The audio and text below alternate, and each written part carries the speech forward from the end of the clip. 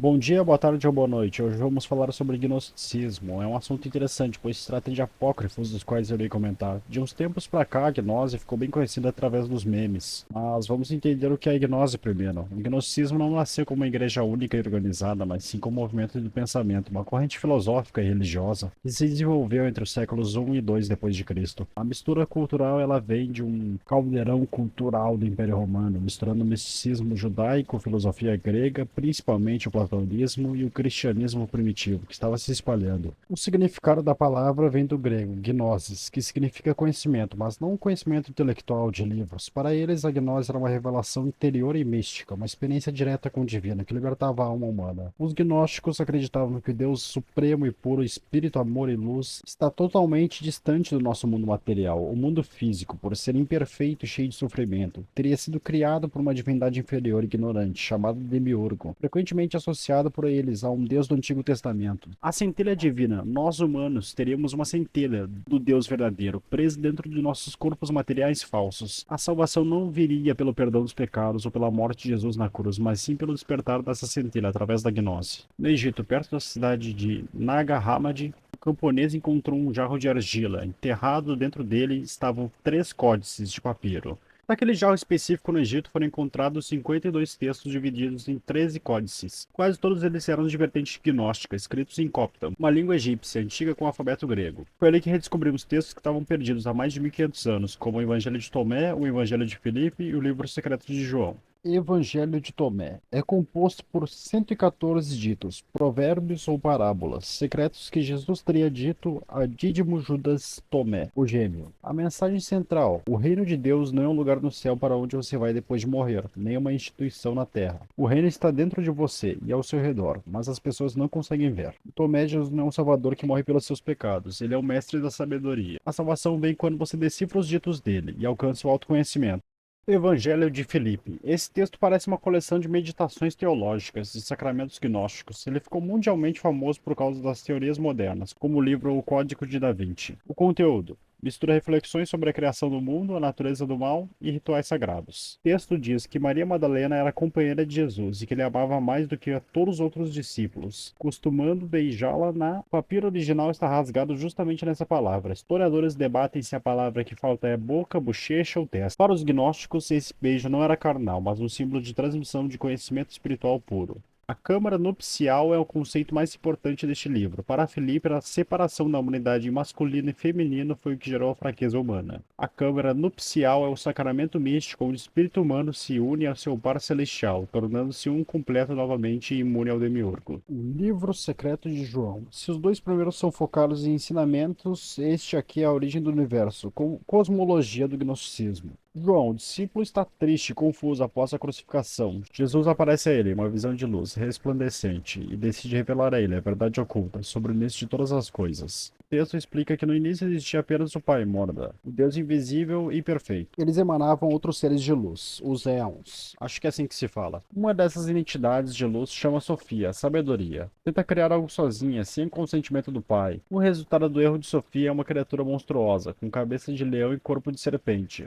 Aldabaoth, também chamado de Demiurgo. Sofia, envergonhada, o esconde fora do Reino da Luz. A criação da Terra. Aldabaoth é ignorante e arrogante. Ele acha que é o único Deus e cria o mundo material e os corpos humanos para servirem como prisões. Porém, Sofia consegue soprar a centelha de luz divina do Deus verdadeiro para dentro do primeiro homem, Adão. E por isso que a humanidade, embora viva em um mundo imperfeito, carrega um pedaço do céu dentro de si. Em vez de o próprio Deus encarnar, o Pai Morda envia um Éon, uma emanação ou ser de luz do reino celestial, Pleroma. Esse ser de luz desce ao mundo físico, com uma missão de resgate. Ao chegar aqui, ele assume a forma de Jesus. Para muitas correntes gnósticas, chamadas de docetistas, Jesus não tinha um corpo de carne e osso de verdade. O corpo dele era uma ilusão ou um veículo espiritual sutil, já que um ser perfeitamente divino não poderia se misturar com a matéria corrupta do demiurgo. Salvar os humanos de quê? No cristianismo tradicional, Jesus vem para salvar a humanidade do pecado e da condenação eterna, morrendo na cruz como sacrifício. No gnosticismo, o conceito de salvação é totalmente diferente. O problema não é o pecado, é a ignorância, a amnésia espiritual. Os humanos esqueceram que possuem uma centelha de luz divina dentro de si. Eles acham que pertencem a este mundo do demiurgo. A missão de Jesus é o despertar. Ele vem como um agente secreto do Pai Mônada para trazer a gnose. Evangelho de Judas. Ao contrário dos manuscritos de Nag Hammadi, que foram direto para as mãos de estudiosos, o Evangelho de Judas passou décadas sofrendo no mercado ilegal de antiguidades. Ele foi encontrado por camponeses ou saqueadores de túmulos por volta de 1978 em uma caverna na região de Alminiá. Estava dentro de um códice de papiro, uma espécie de livro antigo que continha outros textos. Esse manuscrito ficou conhecido como o Códice de Chacos. O texto foi roubado, contrabandeado para fora do Egito e vendido por um negociante de antiguidades grego, sem saber o valor real. Investidores guardaram o manuscrito em um cofre de banco em Long Island, Nova York, por cerca de 16 anos. E o clima úmido do cofre de Nova York foi fatal para o papiro. Ele começou a se esfarelar. Em uma tentativa bizarra de preservá-lo, um comprador chegou a colocá-lo em um congelador, o que congelou a água nas fibras do papiro e danificou ainda mais, quebrando em milhares de pedacinhos. No ano de 2000, a Fundação Suíça Maecenas comprou o que restava do manuscrito e convocou a National Geographic. Especialistas passaram anos fazendo um quebra-cabeça digital para juntar os fragmentos textuais. Em 2006, o conteúdo foi finalmente traduzido e revelado ao mundo. O que fala detalhadamente o Evangelho de Judas. Na Bíblia tradicional, Judas Iscariotes é o traidor supremo, o homem possuído por Satanás, que entrega Jesus por 30 moedas de prata e depois se enforca. No Evangelho de Judas, o enredo ganha um sentido completamente oposto, baseado na lógica gnóstica. O texto começa mostrando Jesus rindo dos outros discípulos. Jesus ri porque eles estão orando a um Deus errado. Eles acham que estão adorando o Deus verdadeiro, mas na verdade estão prestando culto ao demiurgo, o criador ignorante deste mundo material. Nenhum dos apóstolos consegue encarar Jesus nos olhos devido à glória dele, exceto um, Judas Iscariotes. Judas se aproxima e diz: Eu sei quem tu és e de onde vieste. Tu vieste do reino imortal, de Barbelo, o reino do Deus verdadeiro. Como os gnósticos acreditavam que o corpo físico é apenas uma jaula da carne que prende a alma espiritual, Jesus precisava se livrar do seu corpo para retornar ao seu reino de luz. Em uma conversa secreta, Jesus pede a Judas para entregá-las às autoridades. E ele diz a Judas: Tu superarás a todos eles, pois tu sacrificarás o homem que me reveste. Ou seja, Jesus está dizendo: os outros não entendem, mas você vai me ajudar a me libertar dessa prisão de carne. A traição, portanto, não foi um ato de maldade, mas sim uma obediência estrita e uma ordem direta de Jesus. Jesus avisa Judas que ele será odiado por todas as gerações da terra, que os outros discípulos o amaldiçoarão, mas promete que no final a alma de Judas será elevada acima de todos eles. Falando de todos esses evangelhos, vemos uma diferença enorme comparado com a Bíblia que temos hoje em dia. Bom, eu não creio em nenhum desses. A perseguição teve, mas porque era verdadeiro? A perseguição não garante que é verdadeiro. Te digo que se tivesse um demiurgo e Jesus tivesse chegado aqui para salvar a gente, através dessa libertação espiritual, ele já faria da maneira mais fácil, não permitiria esse sofrimento que tantos gnósticos gostam de ressaltar. Se tu perceber, a principal base do gnosticismo é o questionamento da dor, né? Por que há tanta dor nesse mundo? Por que tanto sofrimento Deus permite? E o sofrimento que eu vejo é uma consequência da carne que fez o pecado. O pecado gerando mal acabou criando sofrimento. Deus está com a gente em espírito, e nem só em carne vive o homem. Muitos apóstolos sofreram buscando estar com Cristo. Então Deus nos deixa sofrer por Adão e Eva que pecaram? Adão e Eva escolheram observar o mal. O livre-arbítrio já existia e eles escolheram esse conceito. Hoje temos o mesmo conceito de observar o mal, e observando o mal temos tendência de escolher ele por algum motivo de uma natureza verdadeira nossa, proporcionada para isso. Então temos algo que é verdadeiro, de escolha, que é o livre-arbítrio. E temos o Pai que estendeu a mão para estar com a gente. Deus, como um bom juiz, iria renunciar à própria escolha verdadeira da sua criação? Que liberdade de escolha é essa? Adão e Eva pecaram e tiveram suas verdades direcionadas às suas escolhas. E Deus, mesmo vendo o mal, decidiu ajudar a sua criação, que o renunciou. Uma sentença foi proferida na qual foi a verdade das consequências que Adão e Eva o fizeram, e hoje podemos escolher estar com Deus ou não. Ele se manifestou como Jesus Cristo para se sacrificar e termos a proposta de redenção. Tá, então Jesus se sacrificou por quê? Se já tinha o Pai que estava no Velho Testamento. Bom, Jesus veio para cumprir a lei e os profetas. O sacrifício seria para nos santificar, sem precisar de sacrifício de animais que nem do Velho Testamento. O sacrifício de Jesus representa a conexão máxima do Criador com seus filhos, dando o Espírito Santo, na qual qualquer um que se anunciar para ele vai estar com ele sob verdade. A fé já existia no Novo Testamento e muitos fiéis aguardavam a vinda do Messias, que foi prometida para cumprir as profecias. E a vinda chegou com Jesus Cristo, cumprindo o que foi dito. O que Jesus nos salvou? Jesus nos deu a proposta de sair do mal que estamos inclinados a fazer pela nossa natureza caída que escolhemos. E Deus estende a mão para nos se renunciarmos, renunciando o mal para estarmos em verdade com Ele. E o sacrifício de Jesus significa o fim do pecado com Ele.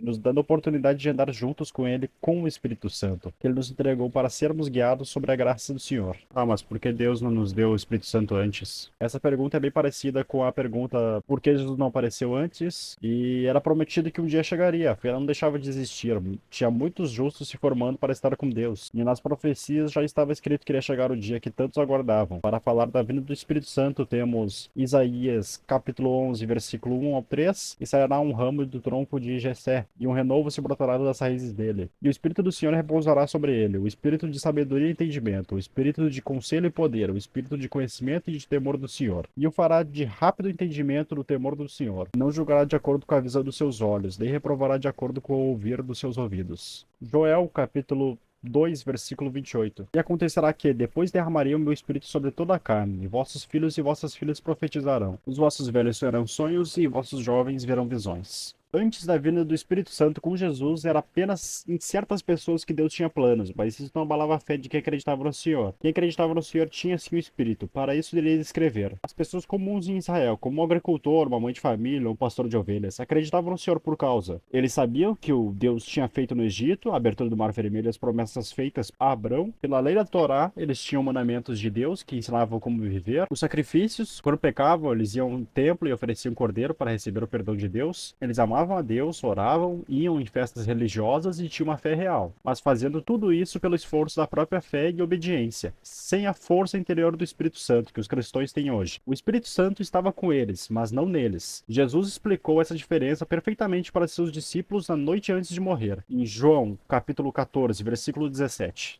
O Espírito da verdade que o mundo não pode receber, porque não o vê nem o conhece, mas vós o conheceis, porque ele habita convosco e estará em vós. Porque ele habita convosco. Representa o Velho Testamento. O Espírito agia do lado de fora, no ambiente, inspirando os profetas e protegendo a nação, operando milagres visíveis. E os crentes sentiam o efeito do Espírito no meio deles. E estará em vós, Novo Testamento, uma realidade interna e permanente, que só começou depois que Jesus ressuscitou. Um exemplo prático: os discípulos de Jesus. Os próprios apóstolos de Jesus são o maior exemplo disso. Durante os 3 anos que andaram com Jesus, eles acreditavam que Jesus era o Filho de Deus, deixaram tudo para segui-lo, expulsavam demônios e curavam doentes em nome de Jesus. E mesmo fazendo tudo isso, eles ainda não tinham o Espírito Santo habitando neles. Tanto que, na mesma conversa de João 14, Jesus fala sobre a vida do Espírito como algo futuro. Eles só receberam o Espírito Santo depois que Jesus ressuscitou. Então, como vemos, foi tudo prometido e cumprido. A fé existia e Deus cumpriu a vinda do que era prometido. Trouxe a finalização do que começou e que tinha verdade. Eu trazia o conceito gnóstico para abordar nesse vídeo, trazendo o que eu tenho de ponto de vista em relação a isso. Eu achei interessante esse tema porque é um tema que ganhou muita